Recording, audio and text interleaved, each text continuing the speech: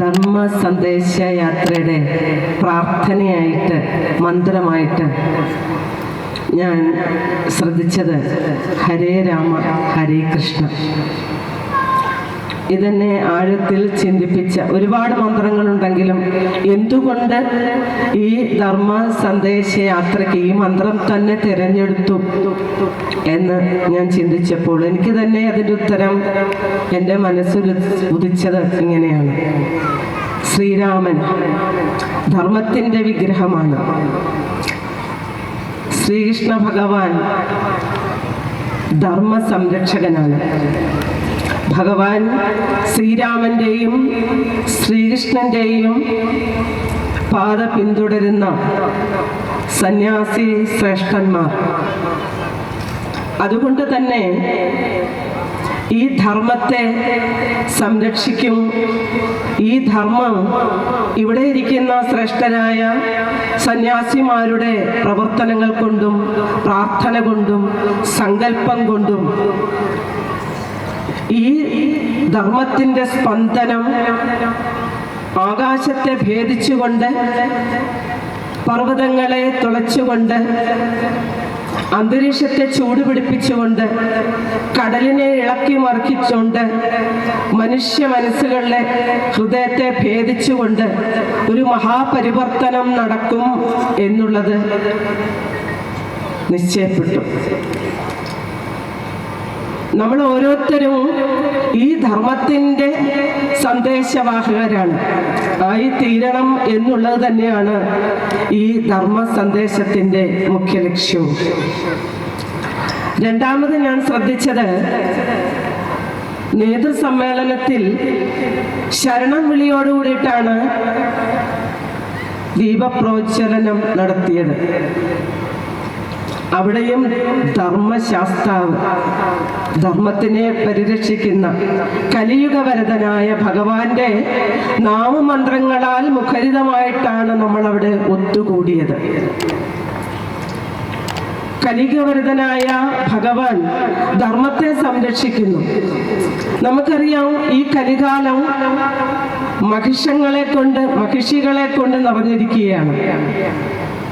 മഹിഷം എന്ന് പറഞ്ഞാൽ നമുക്കറിയാം, പോത്തിന്റെ തലയും മനുഷ്യന്റെ ഉടലും, അല്ലേ? സാധാരണ പോത്തിനെ പറയുന്നത് വിവരമില്ലായ്മ അല്ലെങ്കിൽ വിവേകമില്ലായ്മയുടെ തലയായിട്ടാണ്, പ്രതീകമായിട്ടാണ് പറയുന്നത്. വിവേകമില്ലാത്തവരുടെ ആളുകളുടെ എണ്ണം കൂടുകയാണ് ഇന്നിവിടെ. ആ തലയറുക്കണം. ദേവാങ്കണത്തിൽ വെച്ച് ഭഗവാൻ ചെയ്തത് മഹിഷി മർദ്ദനമാണ്, വധിക്കലാണ്. അതേപോലെ ഈ അറിവില്ലായ്മയെ, തെറ്റിദ്ധാരണയെ അറിവാകുന്ന ആയുധം കൊണ്ട് മാറ്റി അറിവിന്റെ വഴിയിലേക്ക്, അറിവാണ് ഈശ്വരൻ, അറിവാണ് ശക്തി, അറിവാണ് ആയുധം, അറിവാണ് ആനന്ദം എന്ന പദത്തിലേക്ക് നമ്മളെ ഉയർത്തുന്നു.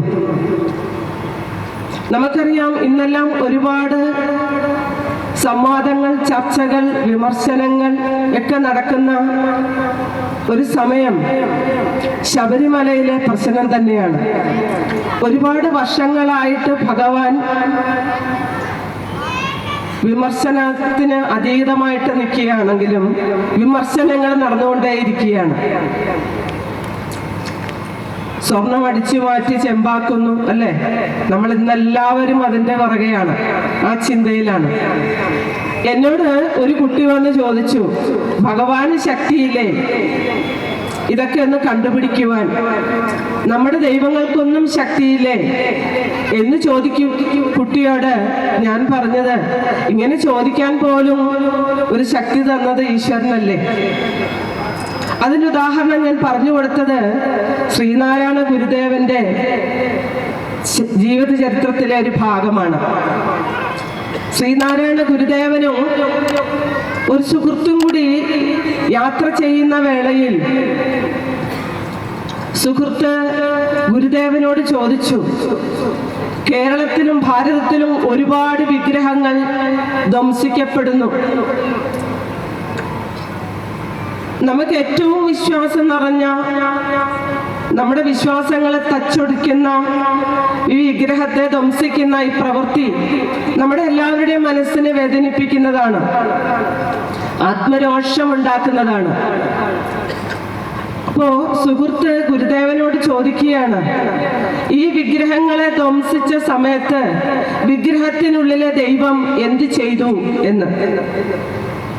അതിന് മറുപടിയായി ഗുരുദേവൻ സുഹൃത്തിനോട് പറഞ്ഞത് ഇങ്ങനെയാണ്.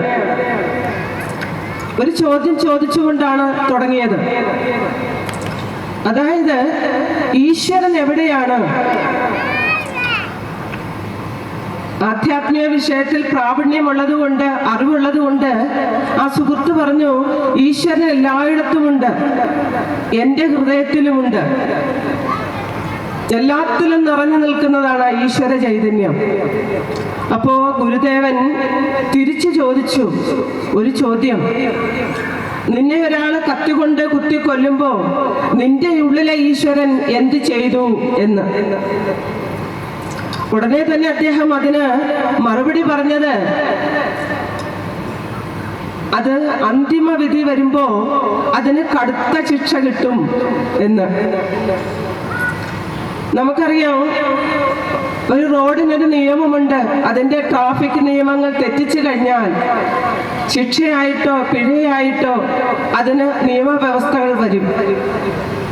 അതേപോലെ വിഗ്രഹത്തെ ധ്വംസിക്കുമ്പോ, തച്ചുടയ്ക്കുമ്പോ, ആ വിഗ്രഹത്തിനുള്ളിലെ ദൈവം എന്ത് ചെയ്തു എന്ന് ചോദിക്കുമ്പോ അന്ത്യവിധിയിൽ നമ്മൾ ഓരോരുത്തരും ചെയ്തത് തെറ്റാണെങ്കിൽ ശിക്ഷ അനുഭവിക്കേണ്ടി വരും.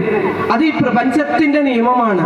ഈ പ്രപഞ്ചത്തിൽ കർമ്മവും കർമ്മഫലവും ഉള്ളിടത്തോളം കാലം അത് പ്രപഞ്ചത്തിന്റെ താളമാണ്, പ്രപഞ്ചത്തിന്റെ ധർമ്മമാണ്. അതിവിടെ സംഭവാമി യുഗേ യുഗേ എന്ന് പറഞ്ഞതുപോലെ ഭഗവാൻ കൊടുത്തിരിക്കുന്ന വാഗ്ദാനമാണ്. ഇവിടെ ധർമ്മത്തിന്റെ സ്പന്ദനം ഈ ഭൂമിയിൽ ഉള്ളിടത്തോളം കാലം സൂര്യന് താഴെ ഈ സംസ്കാരത്തെ തച്ചുടയ്ക്കാൻ ഒരു ശക്തിക്കും കഴിയില്ല. അതെങ്ങനെയെന്നാൽ, തീജ്വാലയിൽ നിന്ന് പ്രഹ്ലാദൻ പുറത്തു വന്നതുപോലെ അത് പുറത്തേക്ക് വന്നുകൊണ്ടേയിരിക്കും. ഈ ധർമ്മത്തെ സംരക്ഷിച്ചു കൊണ്ടേയിരിക്കും. ഈ ധർമ്മത്തിന്റെ പുണ്യമാണ് അത്. ഈ ധർമ്മത്തിനെ സംരക്ഷിക്കുക എന്നുള്ളത് ഈ മണ്ണിലെ ഈശ്വര അവതാരന്മാർ, അതേപോലെ നിങ്ങളുടെ മുന്നിലിരിക്കുന്ന ഈ സന്യാസി ശ്രേഷ്ഠന്മാർ, അവരുടെ സങ്കല്പങ്ങളും അവരുടെ പ്രാർത്ഥനകളും അവരുടെ ഉപദേശങ്ങളും കൊണ്ട് ഈ മണ്ണിലെ ധർമ്മം എല്ലാ മനസ്സിലുകളും പരിവർത്തനപ്പെടുത്തിക്കൊണ്ടേയിരിക്കും. ഇത് സത്യമാണ്. കേരളം എന്ന് പറയുന്നത് ഭ്രാന്താലയമാണെന്ന് പറയുന്നവരുണ്ട്. ഈ ഭ്രാന്ത് മാറ്റുവാൻ, ജനങ്ങളുടെ ഭ്രാന്ത് മാറ്റുവാൻ എന്ത് ചെയ്യണം? സനാതന ധർമ്മത്തിന്റെ പ്രചരണമാണ് വേണ്ടത്. സനാതന ധർമ്മം എന്ന് പറഞ്ഞാൽ ജനങ്ങളുടെ ജീവിതത്തിനെ സമഗ്രമായ വികസനത്തിനും സുശക്തവും സംഘടിതവുമായ വിശാലമായൊരു ദർശനമാണിത്.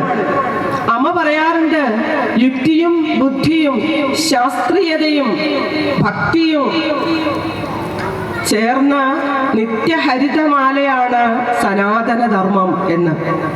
ഈ ചരടിനെ എവിടൊക്കെ അത് അറ്റുപോകുന്നു ആ ചരടിനെ ദൃഢപ്പെടുത്തുകയാണ് ഇന്നത്തെ ആചാര്യന്മാർ, സന്യാസി ശ്രേഷ്ഠന്മാർ ചെയ്തുകൊണ്ടിരിക്കുന്നത്. അതിനെ ബലപ്പെടുത്തുക, അതിനു വേണ്ടുന്ന കർമ്മ പദ്ധതികൾ ആവിഷ്കരിച്ചുകൊണ്ട് നോട്ടത്തിലും വാക്കിലും പെരുമാറ്റത്തിലും അവർ ഓരോരുത്തരും മാതൃകയായി തീരുകയാണ്. അതിനെന്ത് ചെയ്യണം? നമ്മൾ ഒരുമിക്കണം, അല്ലേ? ഭാരതത്തിന്റെ സന്ദേശം തന്നെ, ഒരു മഹാവാക്യം തന്നെ ഗൃണ്ണന്തോ വിശ്വമാര്യം എന്നാണ്. ഓരോ ഭാരതീയന്റെയും ഉത്തരവാദിത്വമാണ് ഭാരതത്തെ ശ്രേഷ്ഠതയിലേക്ക് ഉയർത്തുക എന്നുള്ളത്. നമ്മൾ ഓരോരുത്തരുടെയും കടമയാണ്. എങ്ങനെയാണ് ശ്രേഷ്ഠത കൈവരിക്കേണ്ടത്? ആയുധം കൊണ്ട് അടിച്ചേൽപ്പിക്കലല്ല, അല്ലെങ്കിൽ നിർബന്ധ ബുദ്ധിയോടുകൂടി ശ്രേഷ്ഠത കൈവരിക്കണം എന്ന് പറഞ്ഞ് ഉപദേശിക്കലല്ല. ഓരോ വ്യക്തികളും ശ്രേഷ്ഠതയിലേക്ക് ഉയരുമ്പോഴാണ് ശ്രേഷ്ഠമായ ഒരു രാജ്യം, ഒരു കുടുംബം, ഒരു വ്യക്തി നിർമ്മിക്കപ്പെടുന്നത്. വ്യക്തി നിർമ്മാണത്തിലൂടെ. അത് തന്നെയാണ് ഈ ഋഷി പരമ്പര എന്നും ചെയ്തുകൊണ്ടിരിക്കുന്നത്. കണ്ണുള്ളവർ കാണട്ടെ, മനസ്സുള്ളവർ ചിന്തിക്കട്ടെ. ഒരു അടിച്ചേൽപ്പിക്കലും ഇവിടെ ഇല്ല. അത് സ്വച്ഛന്തമാണ് ഈ ജീവദർശനം എന്ന് പറയുന്നത്. അതിവിടെ നടന്നുകൊണ്ടേയിരിക്കും. ആ സ്പന്ദനം, ധർമ്മത്തിന്റെ ശക്തി ഇവിടെ പ്രസരിപ്പിച്ചുകൊണ്ടേയിരിക്കും. അത് ഭഗവാന്റെ വാഗ്ദാനമാണ്. ധർമ്മമേ ഇവിടെ ജയിക്കുകയുള്ളൂ. ഈ മണ്ണിന്റെ പ്രത്യേകതയും അത് തന്നെയാണ്. നമുക്കറിയാം, ഇവിടെ നമുക്കിന്ന് വേണ്ടത് കൂട്ടായ്മയാണ്. കൂട്ടം തെറ്റിയിട്ടുള്ള പ്രവർത്തനമല്ല, കൂട്ടായിട്ടുള്ള പ്രവർത്തനമാണ് നമുക്ക് വേണ്ടത്. മാറി മാറി നിന്ന് ഓരോ ആശയത്തിൻ്റെയും പിറകെ പോകാതെ ഈ ധർമ്മ സന്ദേശയാത്രയിൽ പങ്കുചേർന്നുകൊണ്ട് നമ്മളെല്ലാവരും ഒന്നിച്ച് നിന്നുകൊണ്ട് ഈ ഒരു ആശയത്തിന് വേണ്ടി കൂട്ടായിട്ട് പ്രവർത്തിക്കുകയാണ് വേണ്ടത്. അമ്മ ഇതിന് പറയുന്നത്, മക്കളെ, ഒരു തുള്ളി ഒരിക്കലും നദിയാവില്ല, അതിനൊഴുകാൻ സാധിക്കില്ല. ഓരോ തുള്ളികളും മറ്റുള്ള അനേകം തുള്ളികളുമായി ചേരുമ്പോഴാണ് അതൊരു നദിയായിട്ട് തീരുന്നത് എന്ന്. ആ നദിയായിട്ട് ഒഴുകുമ്പോൾ ആ ശക്തി കൊണ്ട് എല്ലാ മാലിന്യങ്ങളെയും അത് കളയുന്നത് പോലെ ധർമ്മത്തിന്റെ ശക്തി, അത് കൂട്ടായ്മയുടെ, ഒരുമയുടെ ശക്തിയാണ്. ജീവിതത്തിന്റെ വ്യക്തമായ കാഴ്ചപ്പാടാണത്. ഞാനെന്ന ചെറിയ ലോകത്തിൽ നിന്ന് നമ്മുടേത് എന്ന വിശാലമായ ലോകത്തിലേക്ക് പ്രവേശിക്കാനുള്ള കരുത്തിന്റെ ശക്തിയാണത്. ആ ഒരുമയുടെ പാഠമാണ് നമ്മൾ പഠിക്കേണ്ടത്. ഒന്നിച്ചു നിൽക്കുക. നമ്മൾ എന്തിനാണ് ഇവിടെ ഒരുമിച്ച് കൂടിയിരിക്കുന്നത്? ഈ സന്യാസി ശ്രേഷ്ഠന്മാരുടെ വാക്കുകൾ കൊണ്ട് കേട്ട് കണ്ടുപഠിച്ച് അത് നമ്മുടെ ജീവിതത്തിന്റെ ഭാഗമാക്കുമ്പോൾ ധർമ്മപ്രസരണം നടക്കും. ഞാൻ ആദ്യം പറഞ്ഞതുപോലെ നമ്മൾ ഓരോ വ്യക്തികളും ശ്രേഷ്ഠതയിലേക്ക് ഉയരണം, ഉണരണം. അതുകൊണ്ടാണ് അമ്മ പറയുന്നത്, ഉണരുവിൻ മക്കളെ എന്ന്. നമ്മളെല്ലാം നിദ്രയിലാണ്. ആ ഉണർത്തുവാനുള്ള ആൾക്കാരാണ് ഈ സന്യാസി ശ്രേഷ്ഠന്മാർ ഓരോരുത്തരും. അവരുടെ വാക്കുകൾ നമ്മൾ കേൾക്കണം. ഒരിക്കല് ഒരു വിദേശി ഭാരതീയനോട് ചോദിച്ചു, ഭാരതത്തിന്റെ വിശിഷ്ടത എന്താണ് എന്ന് ചോദിച്ചപ്പോ 2 വാക്കിൽ ഉത്തരം പറഞ്ഞു, ഇവിടുത്തെ ഗുരുപരമ്പര.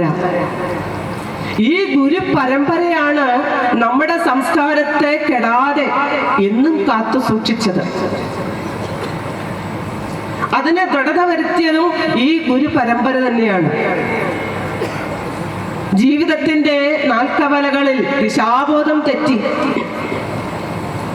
നടക്കുന്ന ജനതയെ അവർക്ക് വേണ്ട ദിശാബോധം നൽകി.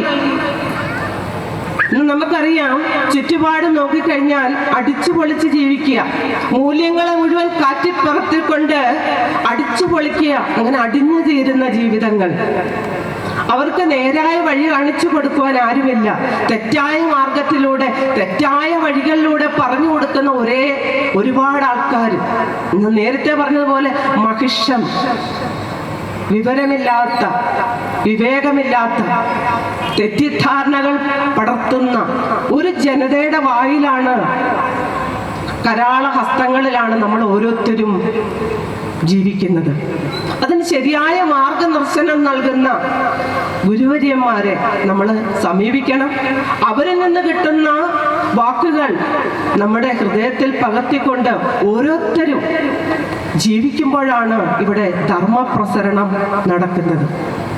അങ്ങനെ ശ്രേഷ്ഠരായ ഋഷിമാരുടെ നാടാണ് ഭാരതം എന്ന് ഒരിക്കൽ കൂടി ഓർമ്മിപ്പിച്ചുകൊണ്ട്, ഈ ഋഷിമാരാണ് നമ്മളുടെ സംസ്കാരത്തിന്റെ കെടാവിളക്കുകളായി ജ്വലിക്കുന്നത്. നമ്മളിലൂടെ ഓരോരുത്തരിലൂടെയും ഭഗവാൻ ആവേശിച്ചുകൊണ്ട് ധർമ്മപ്രസരണം നടക്കുകയാണ്. ശബരിമലയിൽ ഇരുന്നു കൊണ്ട് ധർമ്മശാസ്ത്രാവ് ഒന്നും ചെയ്യുന്നില്ല എന്ന് പറയുന്നവരോട് എനിക്ക് പറയാനുള്ളത്, ആ ശബ്ദമായി, അതിൻ്റെ പ്രവർത്തനമായി, കൈകാലുകളായി നമ്മളിലൂടെ പ്രവർത്തിക്കുന്നത് ആ ശക്തി തന്നെയാണ്. ആ ധർമ്മത്തിന്റെ സ്വരൂപമാണ് നമ്മൾ ഓരോരുത്തരിലൂടെയും പ്രവർത്തിക്കുന്നത്. അതുകൊണ്ടാണ് നമുക്കിതെല്ലാം ആർജവത്തോടുകൂടി മറ്റുള്ളവരോട് സംസാരിക്കുവാനും അതിനുവേണ്ടി അതിനെതിരെ പോരാടുവാനും നമുക്ക് ശക്തി കിട്ടുന്നത്. ഭഗവാൻ ഉണർന്നു കഴിഞ്ഞു, നമ്മളിലൂടെ ഉണർന്നു കഴിഞ്ഞു. അതിനുള്ള ഉത്തരം ഭഗവാനല്ല, നമ്മൾ തന്നെ ഓരോരുത്തരും അതിനുള്ള ഉത്തരമായി തീരണം. അതാണ് വേണ്ടത്. ഈ സനാതന ധർമ്മത്തെ സംരക്ഷിക്കുകയല്ല, സനാതന ധർമ്മത്തെ ഓരോരുത്തരും നെഞ്ചേറ്റുമ്പോഴാണ്, അതിനുവേണ്ടി പ്രവർത്തിക്കുമ്പോഴാണ് സനാതനം സംരക്ഷണമാകുന്നത്. അതുകൊണ്ട് ഈ ഋഷിമാർ പറഞ്ഞു തന്ന വഴികളിലൂടെ നമ്മൾ നടക്കുക. ഇവിടുത്തെ മണ്ണും ഗുരുജനങ്ങളും ഇവിടുത്തെ വായുവുമെല്ലാമാണ് നമ്മളെ നമ്മളാക്കിയത്. അത് മറന്നു പോകരുത്. ആ പാരമ്പര്യത്തിൽ, ആ ഗുരുപരമ്പരയെ നമുക്ക് വണങ്ങാം, നമുക്ക് ഒന്നിച്ച് നീങ്ങാം, ഒരുമിച്ച് പ്രവർത്തിക്കാം, ഒരു മനസ്സോടെ ചിന്തിക്കാം എന്ന് മാത്രം പ്രാർത്ഥിച്ചുകൊണ്ട് എൻ്റെ വാക്കുകൾ എൻ്റെ അമ്മയുടെ പാദത്തിൽ സമർപ്പിക്കുന്നു. ഓം അമൃതേശ്വരി നമഃ. ഓം ലോകാ സമസ്ത സുഖിനോ ഭവന്തു.